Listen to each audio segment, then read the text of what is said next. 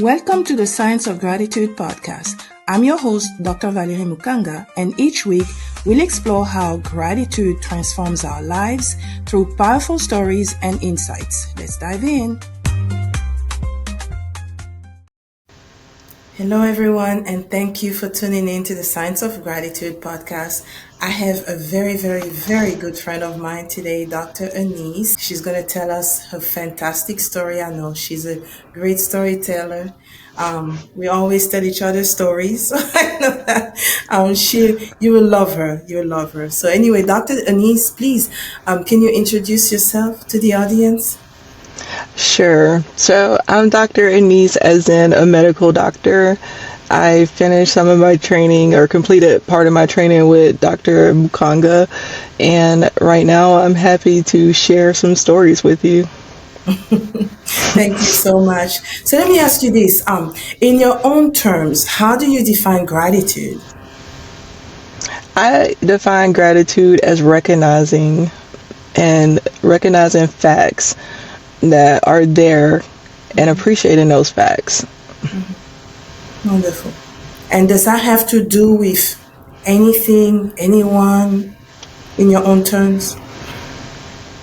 Well, yeah. I mean, I know that I go to the recognize part because I have found gratefulness to be most potent when I've experienced a loss or a disappointment. Many times that's the time when what you have to be grateful for can become more clear if you'll allow it to be. Right. Wonderful. Thank you so much. That's going to give me something to keep thinking about, in fact. Thank you so much for giving me something to think about in a more deep way. Yeah. In a deeper way. So anyway, Doctor, would you please tell us about your gratitude story? So I actually want to go to the story of what began my journey officially to become a physician. So yeah, the desire to become a doctor began when I was very young. Like for most people, what you want to be when you grow up starts very young. But my official start was medical school, and I kind of want to tell the prelude to that. It's a story that very much highlights the power of gratitude. So I am a millennial, which puts me born about in the 1980s.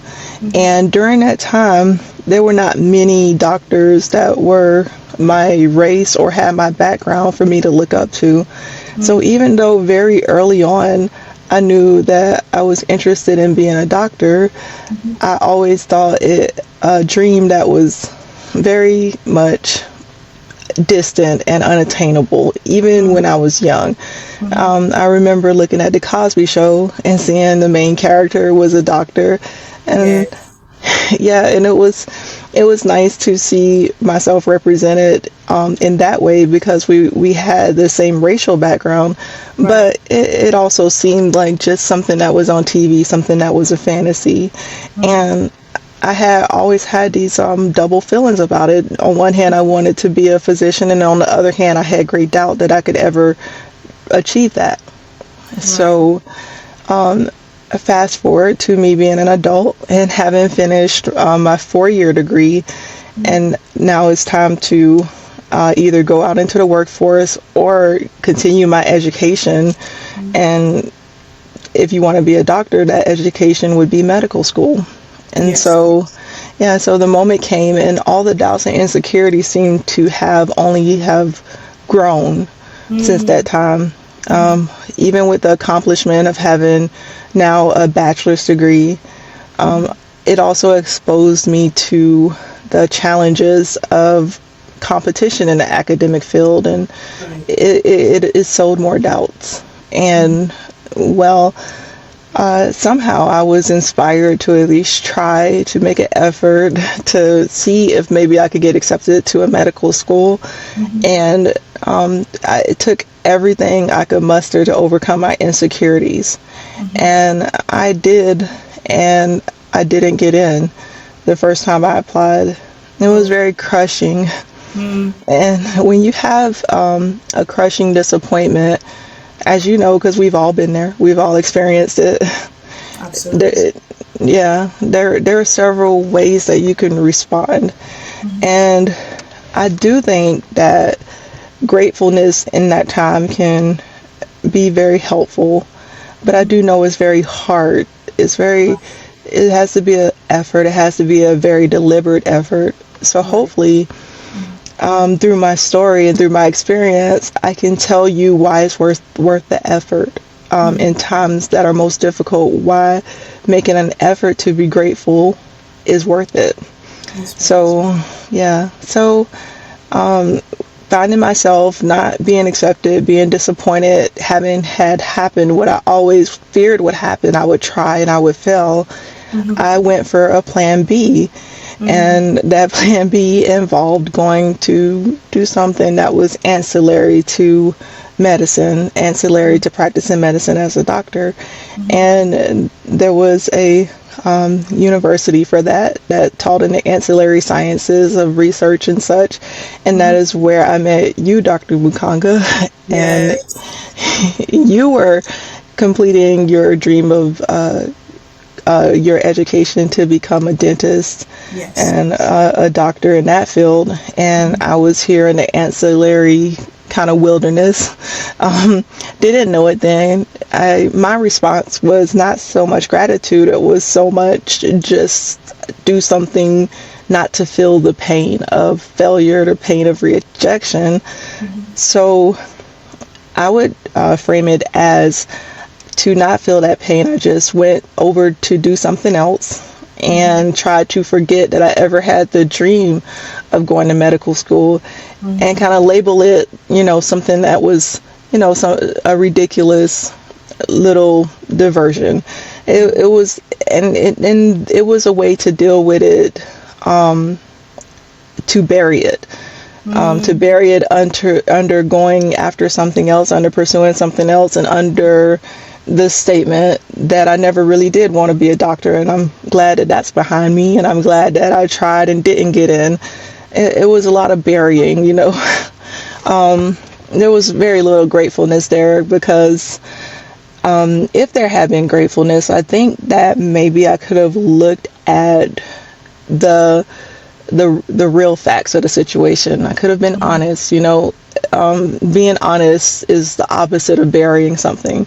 So I think I could have looked at it and I could have said, I want to be a doctor. I want to be a doctor just as much as I wanted to be on the other side before I got rejected. And so I could have dealt with that and said, well, I still want to be a doctor very much. So thankfully I can try again. And Right. thankfully I can get advice on how to do better. So burying it was not being grateful, because being grateful takes recognizing what's in front of you, the facts that are in front of you, and which ones you can focus on to inspire that feeling of gratitude within you. I Right. think I responded to the hurt of my disappointment and rejection by not wanting to look at any facts that surrounded medical school anymore. So, in a way, meeting you where I did was me just running as far away as I could from that dream and not really dealing with it in a healthy way, in the healthiest way I could have. Because the truth is, I still wanted to be a doctor, if I had have just tapped into those feelings, but I didn't want to feel anything. I just wanted to do something to go on and not Right. deal with the real feelings that were there, because the feelings that were there were not pleasant ones. Now, gratitude, I think, would have said, I can try again. I'm thankful I can try again. I'm thankful that there's some things I can do. I'm thankful that I can get advice. Like when I was born in the 80s, I'm sure there wasn't as many places to get advice. For someone without the access that I had, I didn't have the background of most doctors, but by the time I was applying for medical school, there were thankfully places where you could get advice and maybe do better. But the option that I took was to run away, and well, that landed me in proximity to you. And during that time, I started to get symptoms that were strange. It was a marking on my leg that appeared, Oh, so So that's something you're going to notice, right? So if you're one day looking down at your own body and it's a different color than it had been, Right. that would be alarming. So I Right. knew that something must be going on, but I never knew quite how sick I would get. Mm-hmm. So it happened pretty fast. So I went from doing my ancillary science degree to being in the hospital, being quite ill. Mm-hmm. After a series of things happened, turns out that that spot on my leg represented an infection, and an infection that became very difficult to control. I had a surgery when I was younger, and it had prosthetics, internal prosthetics involved, and those prosthetics had got infected.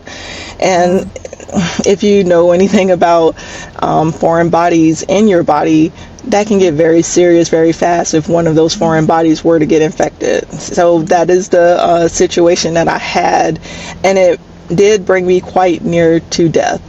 And I ended up in a unit that was a very critical, serious ICU type situation.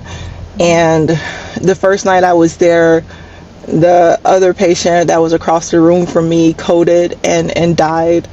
And My then, yeah, and the next night I was there, the patient that was on the other side of me coded and died. my goodness. And so I was aware of my situation. And this time, with everything stripped away, I wasn't going to classes anymore. I didn't really have hope of being a doctor anymore. And not only was I critically ill, I was feeling very much that I was going the wrong way, and I was being told by every doctor that I was going the wrong way. I remember the moment that I asked one of the doctors if I could simply go back home so I would be able to say goodbye to my family, because at this point I was in school, out of state, away from any family. Right. And he told me that I wouldn't make it if I tried to travel home, and that if I had any chance, I would need to be life flighted, and that even with being life flighted, he didn't believe I would survive the trip. Wow. And so things were very grim, and no matter what they did, things were not getting better. I had a condition, a situation called multi-organ failure, and the survival of that is very low. And I hadn't had my medical training yet, but I really didn't need to know the statistics to just know that my body was breaking down. And in Right. that moment, with everything stripped away, I remember that I did choose gratefulness. And maybe it was a little easier to for me in that situation. Everybody responds differently, but for whatever reason, I chose gratefulness in that moment, and I started talking to God, and telling him how thankful I was that I knew that I would be with him on the other side. That even though my life here on earth was coming to an end, I was thankful that I would be with him. And I also told him that if perchance that I was going to survive, that I knew it would be a miracle from him, and that I would at that point become the doctor that he put in me to be. And things were very clear, and I could really focus on facts at that moment and be Right. grateful for the facts that were there. Right. And I wanna kind of like get in here and kind of paint some pictures here. So when I met Dr. Anease, I had gone through a period of time where I kept losing relationships, right?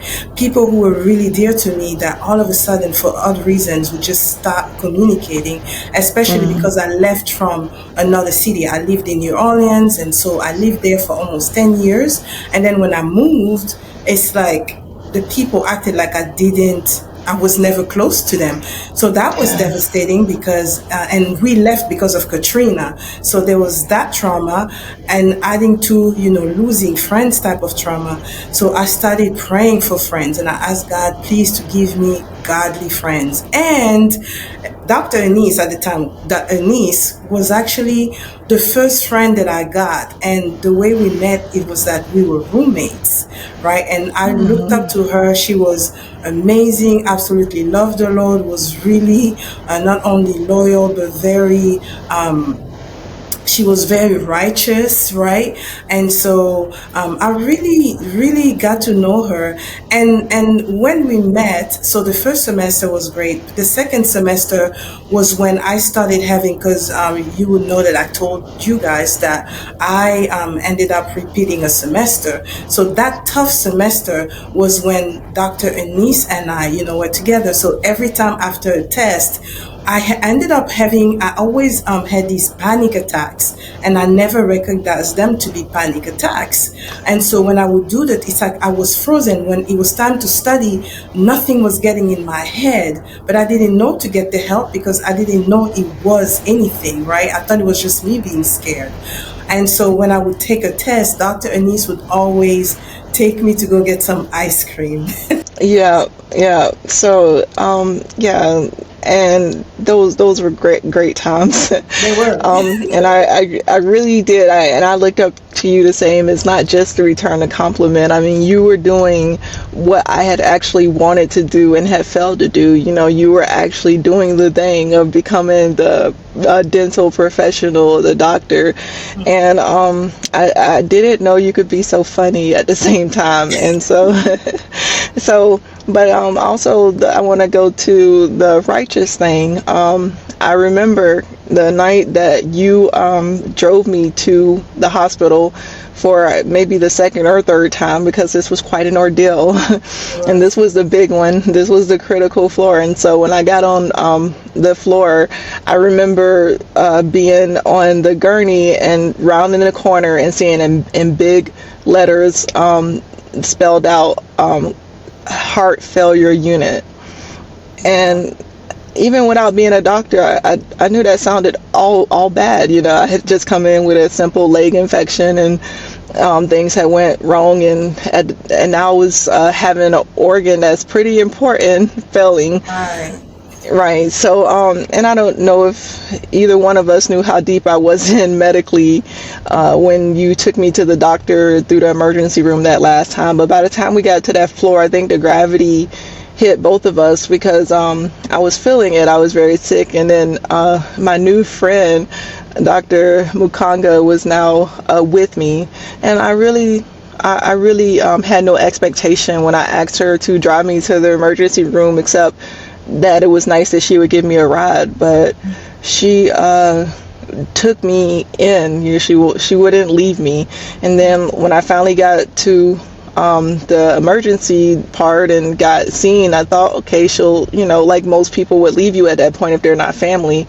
And she stayed. And it was hours, before I got a room. And when I got a room, I saw that she was still there. And I remember there was they were seeing the sign, the heart failure unit sign. Then there was a blank space. I don't know if I fell asleep or whatever, but I do know I had a checking out moment. And I remember waking up and looking over, and I saw Dr. Mukanga on her knees, literally, physically on her knees, praying for me. And now I knew she was smart. I knew she was doing the thing I wanted to do. And I knew she was funny. But that's when I knew she was my friend. And even though at that moment it did seem everything was stripped down, I had lost so much, and I was really realizing that I had wanted to be a doctor, and it seems like I wasn't going to be, and it seems like I was going to lose my very life. And what was more unfortunate was I was going to lose it without ever seeing my family again, because they were miles and miles away, and doctors were telling me they would never get there on time. And there was a lot to feel sorry for yourself over in that situation, if that's the way you want to go. But for whatever reason, I was blessed to be walked down the path of gratitude. And so I looked over and I realized I had a friend, not just a regular friend. that situation brought out that I had a good friend.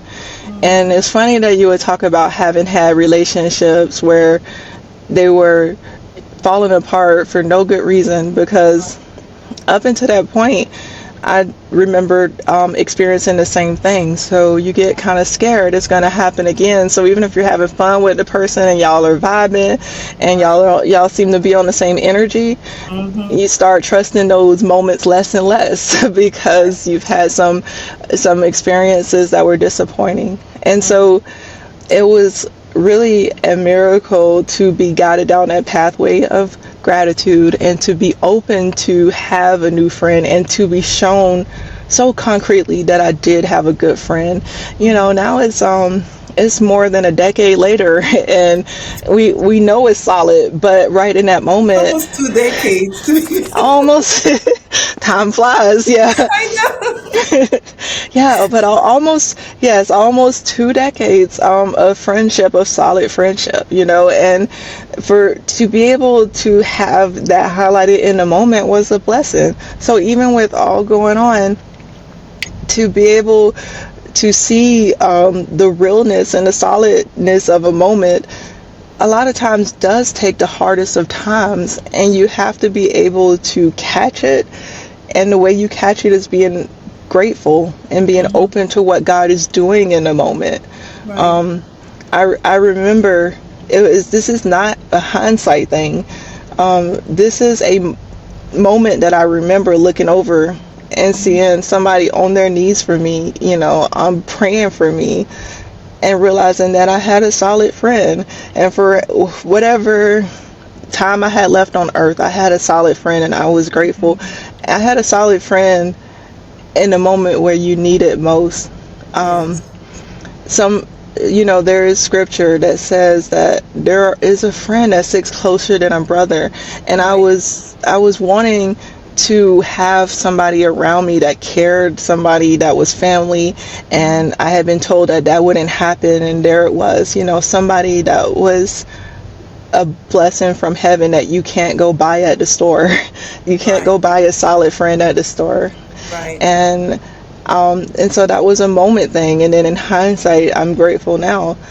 And to extend it to the end of the story, that's what I feel like the miracle of that event was. There were several miracles. I mean, obviously I'm here and I survived and I became a doctor. Praise the Lord. But it's when I realized that when you're stripped of everything that you think you need, and when you have the most difficult of times, sometimes it is the best time for you to see exactly what you have to be grateful for. Because had that not happened to me, you would have still been the person you are. The great friend that you could be would have still been a potential in you. But when it's down to the wire, what somebody does goes further beyond what they say. And that situation created an opportunity for me to see what a real friend you were, and to, when I got through it, reciprocate it and trust a relationship and build a relationship that has lasted, as you said, almost 2 decades now. Right. So I want to encourage people that if you are going through a difficult time, if you feel like you've lost a lot, if you feel like a lot has been stripped away, I guarantee it's always a good time to reach for gratitude.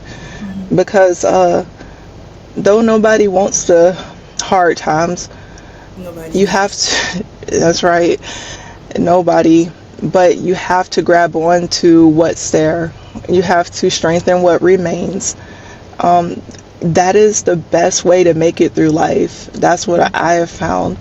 Because as I look back on the mistake of leaving my dream career and delaying the process of becoming a doctor, I know that a measure of gratitude after I didn't get in, and kind of being able to look at the situation for what it was and being grateful for what I had to make it better, would have made a difference on the action that I took. There is a story in the Bible If you're familiar with Christianity, some of the rock stars from the Old Testament are Abraham, Isaac, and Jacob.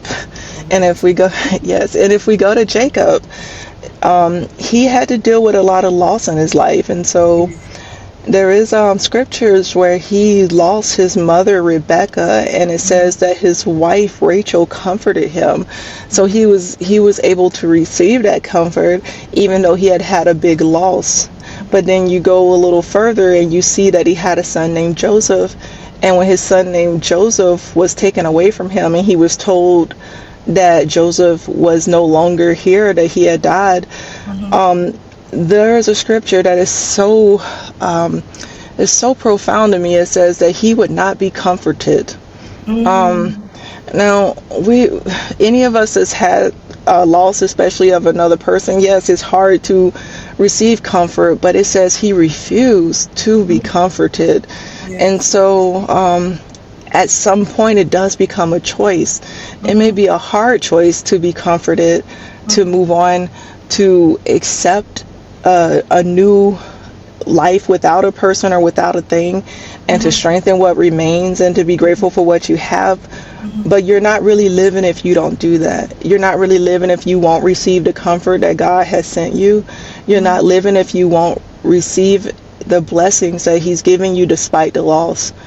And if you are familiar with the story, we know that he was reunited with his son Joseph, that actually relief was coming one day. But in the meantime, he was stuck in a state where he could not even enjoy what remained. And it can be really hard to be grateful after a loss and after a difficult time. But I tell you, you will miss out on the comfort, the gift of comfort that the Lord always provides when we deal with a loss. You will miss out on the gift and the blessings that he do have for you when we inevitably deal with loss in this life. Because this world is not perfect and we're all going to have difficult times. And I just want to encourage you to take the strength, to take the blessings that you're given to get through those difficult times, to open your heart to what remains, to open your heart to what you can be grateful for, so that you can be comforted, so that you can live the life that you have left to live. Yes, that's very important to know. I never really looked into that fact, that Jacob actually refused to be comforted. That's really something to ponder upon. I wanted to talk about something, and Anese's story made me think. I mean, the first part that she talked about when and at the point at which we met, is when she was running away because of a difficulty. She decided to go a different route, and that made me think about Jonah, because she knew what she was called to do, but because she encountered some things not completely similar, but because she encountered something difficult, she decided to find a plan B or another route. And so I thank God that she was able to reroute eventually, but many of us do that. And what I wanted to pinpoint too is that during that time, and I'm glad, in a way, I'm sorry, but I'm grateful that she kind of deviated, because maybe we would have never met. Who knows? Perhaps we would have met under other circumstances. But I mean, God, he knows his ways, right? His ways are higher than our ways. But I'm grateful that that happened, because that's during that time that I met her. And during the time that I met her, while I was not so excellent, she was excellent at what she was doing. Like, her grades were like wonderful, like fantastic, I'll say, at what she was doing. And I find what I wanted to say about that is that it could be dangerous sometimes to not stay the course. Thank God that, God works everything, for our good, and he can route us. But some people never quite, get back on the road. So somebody may have think that because she was doing so well, that that's exactly what she was called to do. But some circumstances had to happen to actually, and dramatic or drastic situation to happen so that she would get back on track. And it doesn't have to be that way. As she's saying, and she kept saying, if she had taken the route of gratitude, perhaps, she would have tried to find ways or resources, to keep going versus, going that other route. But what I'm also grateful for is that, and that's something that I was never grateful for initially. In fact, that's something that I always wanted to hide. But two people actually, two things made me actually embrace the fact that I can actually freely say I repeated a semester. One of the things was that I was going to get on someone's podcast. And as I said, I was driving around asking God, what should I do? Or what should I talk about? And he was like, you're going to talk about the fact that you repeated the year. And I'm like, oh no, we're not doing that. Not this person right here. I spoke to a friend of mine, Dr. Karen, and she was like, no, that's going to help somebody. I said, okay, since you said that, okay, I'll consider. And I actually did talk about that. But I was always wondering, what was the reason why, I went through that? To me, it was traumatic experience because I had never repeated before. Ever since I was going to school, that was the first year, finished elementary school, kindergarten, elementary school, middle high school, college, never repeated. And all of a sudden, I'm now repeating. But I love what Anease's mom actually brought to light. She said, when she listened to that episode, she told me, she said, you know what, Valerie, like, I'm actually glad. I think that one of the reason why you repeated that semester was to actually help Anease. I believe that if you were not there, she may have not made it. And I was like, what? I was like, well, I'm glad I repeated the semester if that's the reason. And I never thought about it. So it's like sometimes, like hard things happen, even, being derailed and all of that. So she was derailed. I was derailed in our, mindset or way of thinking. But God brought everything together only to make us, win at the end. So that's definitely something that I'm grateful for. Absolutely. 2 decades. Yeah, so I'm just here to encourage you, right? If you're going through a traumatic situation, and you don't understand, choose gratitude, or even, just keep going, keep asking God to help you go through. One day, maybe you may understand, why it was pivotal for you to go through that. And once you choose gratitude, perhaps one time you will understand, as I was saying, why you went through that. But being grateful, you can reap more happy moments and more Yeah, and it also peace. gives you insight in the moment a lot of times. That's just what I found. Like I said, when I was sick in the hospital, it was kind of a shock just to see how sick I was and to have all the signs of it. Not only had I seen the sign, of the literal sign that said failure unit, not, but I was told in, no uncertain terms, the stark probabilities when I first was checked in the room, and so that could have been a moment of self-loathing, I suppose. And I'm not trying to give credit to myself. I give credit to God for taking me down the path of gratitude, because Right. obviously it was a lesson that I had to learn. So, but I do know that in that moment, looking over, having you there, and having been told that my family wouldn't make it, that I wouldn't make it to see them again, and that they wouldn't make it to me, I felt grateful that you were there.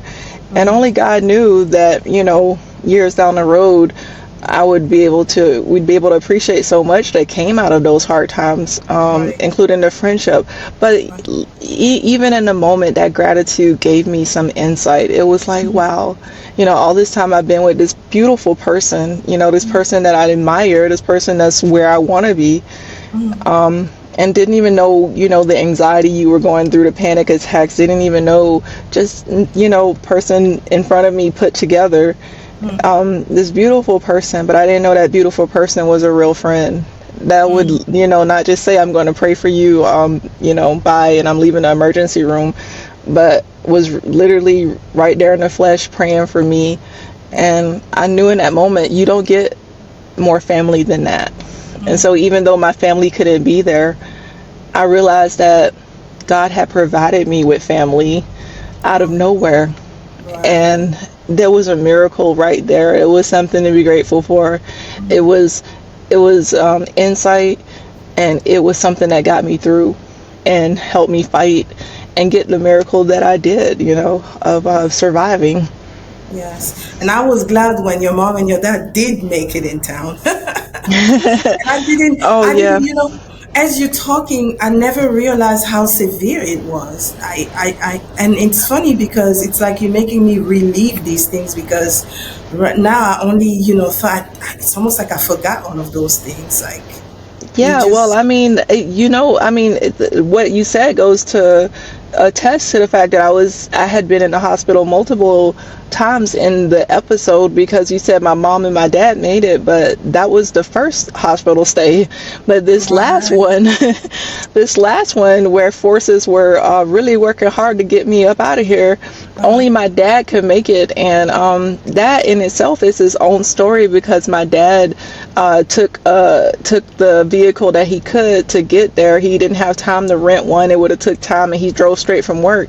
And he Yeah. had a vehicle that was appropriate for driving around town, but not really for driving thousands, literally, I think 700 miles. Wow. And but That he was more did. than 12 hours, right? Yeah, it was a little more than 12 hours, but it kept breaking down. And you know the place we were in. We were in Memphis, Tennessee, and there's a lot of a lot of area with no reception, especially back then, almost 20 years ago. So he would break down, and there would be no one around. There would be no signal, nothing. He kept breaking down, but he was determined to get there. So he was delayed. He took him almost about a few days to get there, and he had his own wilderness experience. And he said he got closer to God. He said one time the truck broke down on the side of a mountain, and he just said, "Lord, help!" Like it had done it so many times, and he knew at this point no one was coming to help. It was 3 a.m, no My vehicles, goodness. isolated area. He said, "Lord, help!" And he said the car came on, and that it never broke down again, and that's how he got to me. And Multiple miracles. yeah, Wow.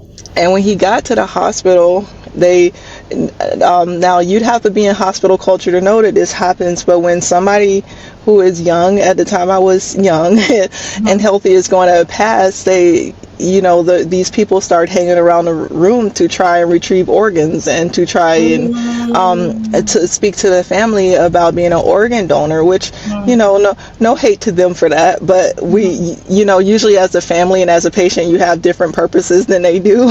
And and and my dad said that when he finally got there, they were having a conversation about organ retrieval outside my room. And when they saw him, they were just like, "Oh, your family, let's have a conversation."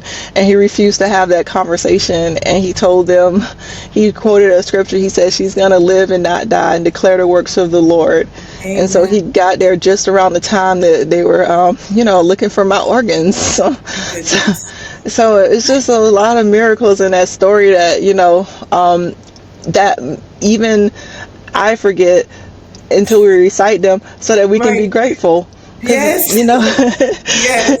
because being grateful helps me now know that if we all got through that dire situation, my dad on the side of the mountain, you in a metaphorical wilderness of never having had to have any type of academic trauma like that, of having to repeat, and maybe at a time having all types of mixed feelings about that, but me showing you how God meant it for good.